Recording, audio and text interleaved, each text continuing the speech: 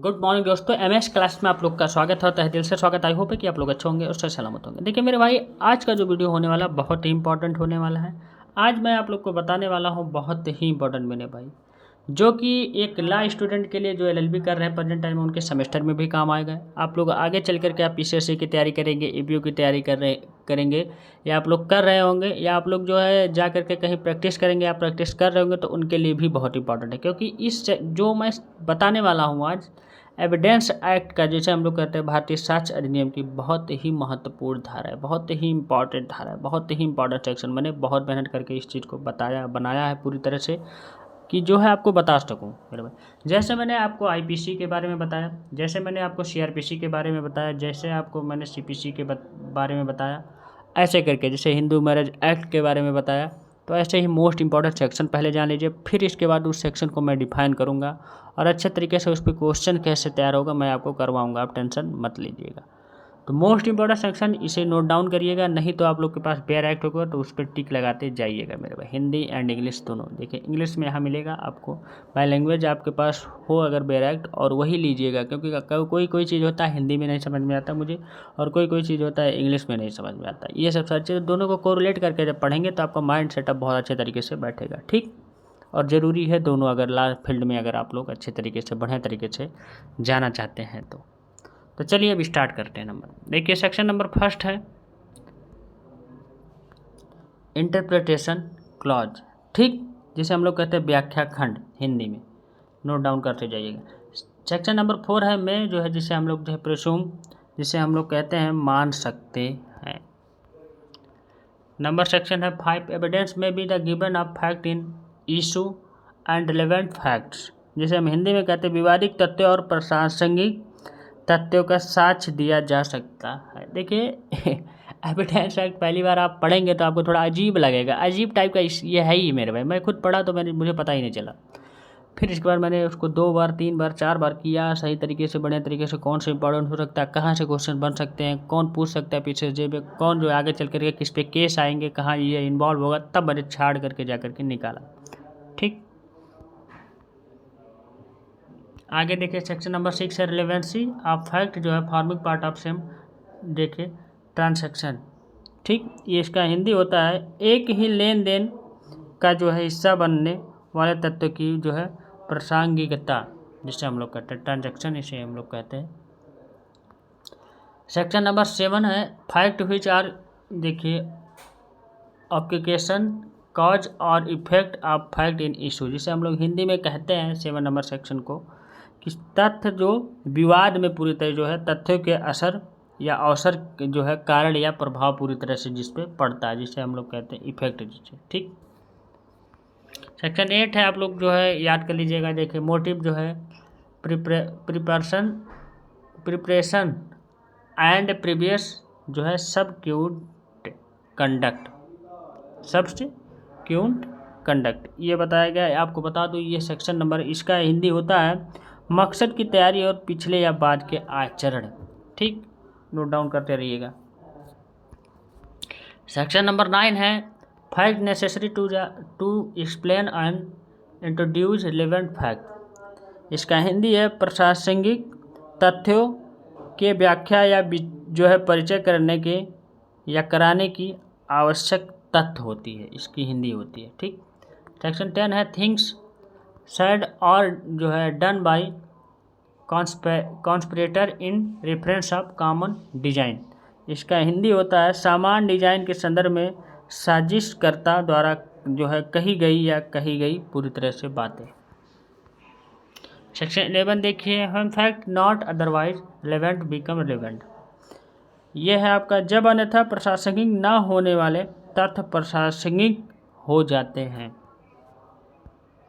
ना होते हैं तब हो जाते हैं। सेक्शन देखिए 14, फैक्ट शोइंग जो है existence of state of mind और of body of bodily feeling, इसका हिंदी होता है मन की स्थिति या शरीर या शारीरिक भावना के अस्तित्व को जो है दर्शाने वाले पूरी तरह जो है तथ्य, जिसे हम लोग कहते हैं।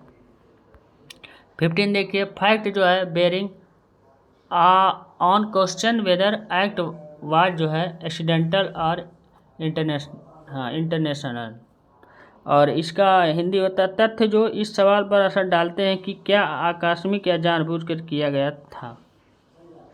अब ये थोड़ा अजीब टाइप लग रहा होगा आपको, मैं एक्सप्लेन करूंगा बाद में, तब आपको थोड़ा बहुत पता चले, थोड़ा बहुत कुछ पढ़ेंगे तब आपको जानकारी मिलेगी, ये डिटेल नहीं बता रहा हूँ क्योंकि वीडियो कभी बहुत बड़ा हो जाएगा।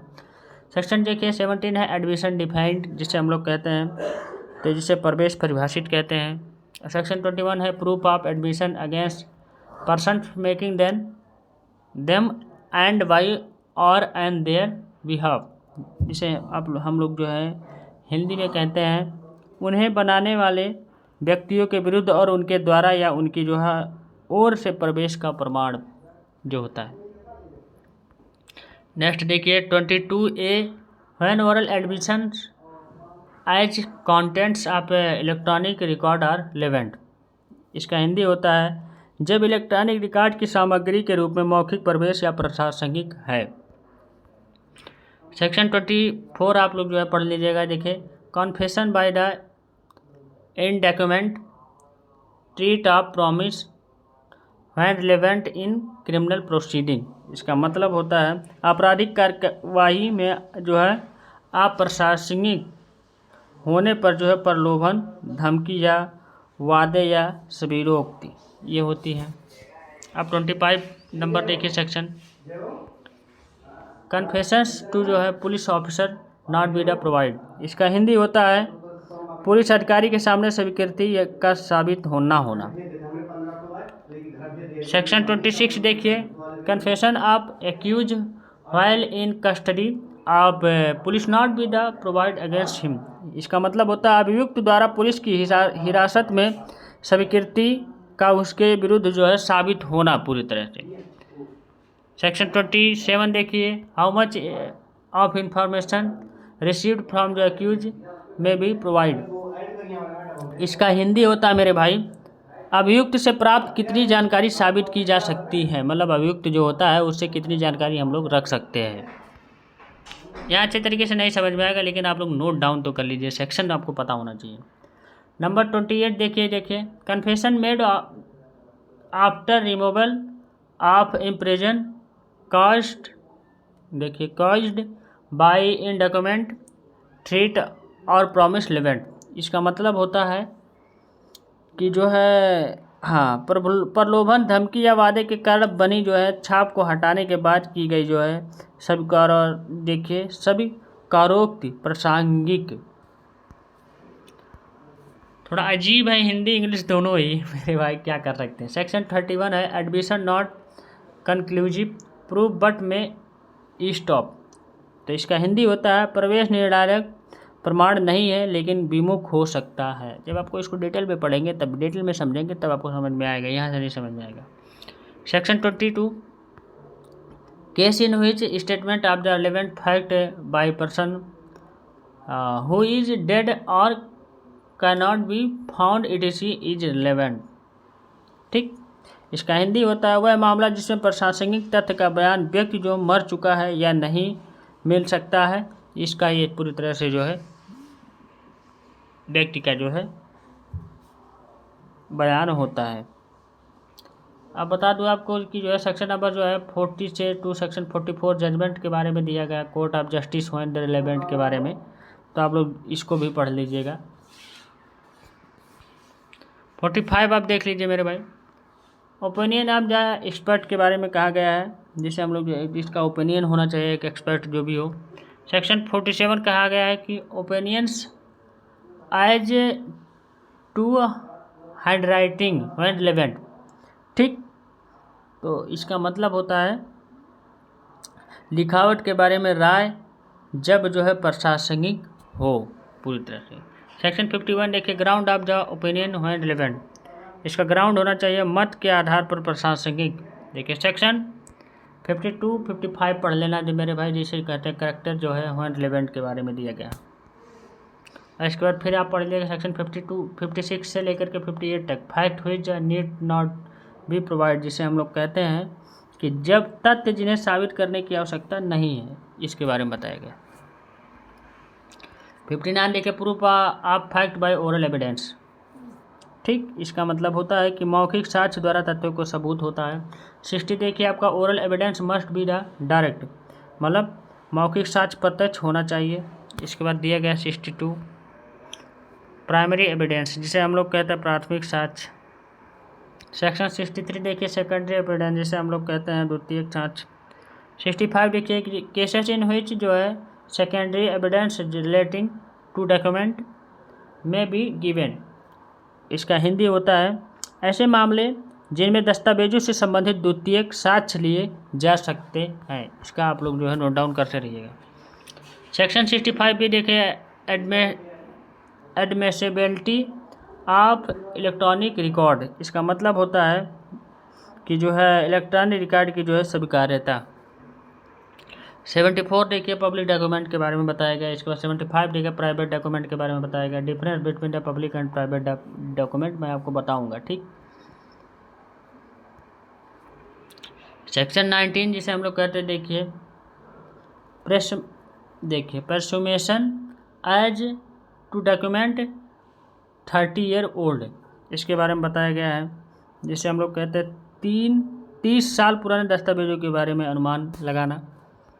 91 देखिए एविडेंस ऑफ टर्म ऑफ जो है contract grant and other disposition of property reduce to form of document, ये कह रहा है मेरे भाई कि अनुबंध की शर्तों के साथ अनुदान और संपत्ति के अन्य जो है निपटान दस्तावेजों के रूप में कम किए गए हैं पूरी तरह।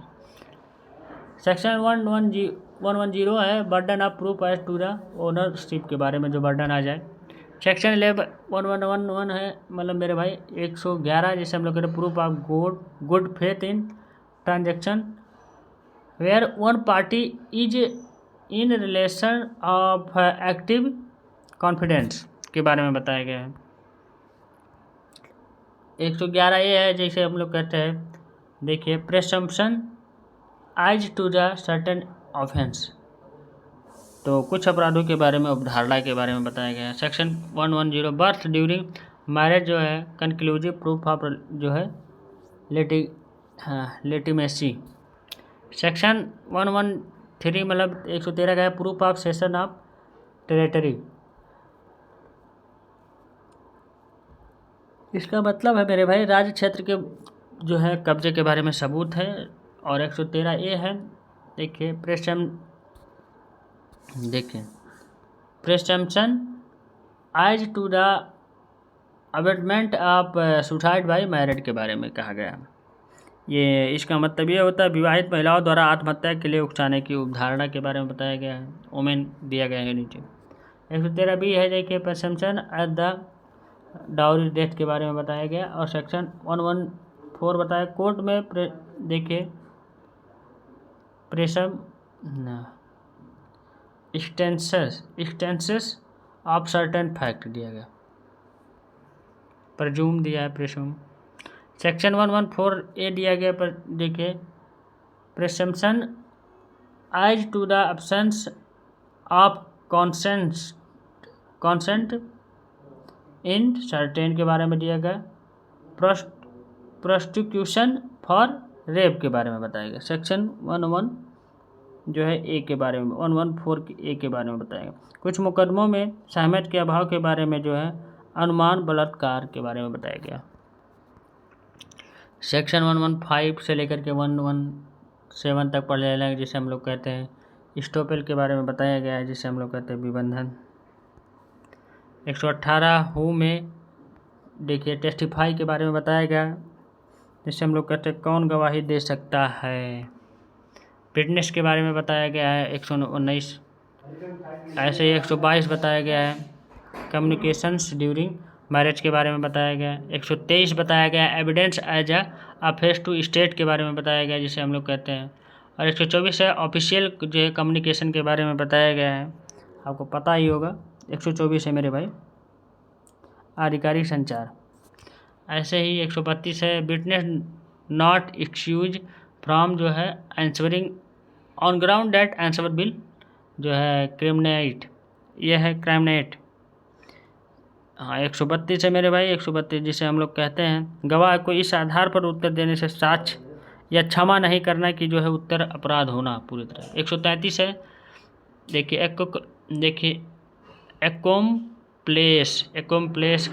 एकोम्प्लेस के बारे में बताया गया है। सेक्शन 134 में 134 में नंबर ऑफ विटनेस के बारे में, कितने विटनेस होते हैं। सेक्शन 137 के बारे में एग्जामिनेशन इन चीफ के बारे में।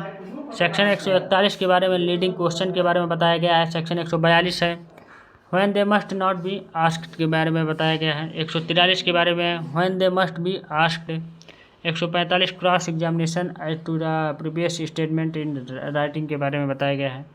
सेक्शन 151 जो है इंडेंसेंट एंड जो है स्कैंडलस क्वेश्चन के बारे में बताया गया, जिसे हम लोग कहते हैं जो है हाँ अशोभनीय या और निंदनीय प्रश्न के बारे में बताया गया। अगला देखिए 157 के बारे में formal statement of the witness may be provided to, देखिए corroborate later testimony as to same fact के बारे में बताया गया, जिसे हम लोग कहते हैं गवाह के पूर्व बयानों को उसी तथ्य के बारे में बाद की गवाही की पुष्टि करने के लिए साबित किया जा सकता है। 159 अटेम्प्ट रिफ्रेशिंग मेमोरी के बारे में है। Section 167 no new trial for improper admission for rejection of evidence. 167 के बारे में अनुचित प्रवेश या साक्ष्य की अस्वीकृति के लिए कोई नया निशान, जो पूरी तरह निशान नहीं। ये सब सारी चीज़ें थी मेरे भाई। 167 तक जो है नंबर ऑफ सेक्शन, इसमें ज़्यादा सेक्शंस भी नहीं है, बस इतने सेक्शन तक में मैंने जो बताया है बहुत ही इंपॉर्टेंट, मतलब पूरे सेक्शन में जो है करीबन, तो जो मैंने बताया बहुत ही इंपॉर्टेंट मोस्ट इंपॉर्टेंट है। इतने सेक्शन अगर आप लोग याद कर ले रहे हैं तो बहुत अच्छे तरीके से आपका जो है पकड़ हो जाएगा एविडेंस एक्ट पर, क्योंकि आपको आगे चल करके दिक्कतें नहीं होंगी, प्रॉब्लम नहीं होगी। इसी वक्त से बता दूंगा कि आपको जो है सेमेस्टर एग्जाम में लिखने की कोई दिक्कत नहीं। कई बार सेक्शन अगर आपको याद है नंबर बहुत अच्छा मिलता है, ये जानिए, आपको पता होगा मेरे भाई, अगर एक्सपीरियंस आपके पास हो चुका है तो। ठीक मेरे भाई, थैंक यू और बेस्ट ऑफ लक। ऐसे ही मैं आप लोग को बताऊंगा आगे चल करके लेवल ला और भी ला हैं जो उसके सेक्शन भी। Thank you.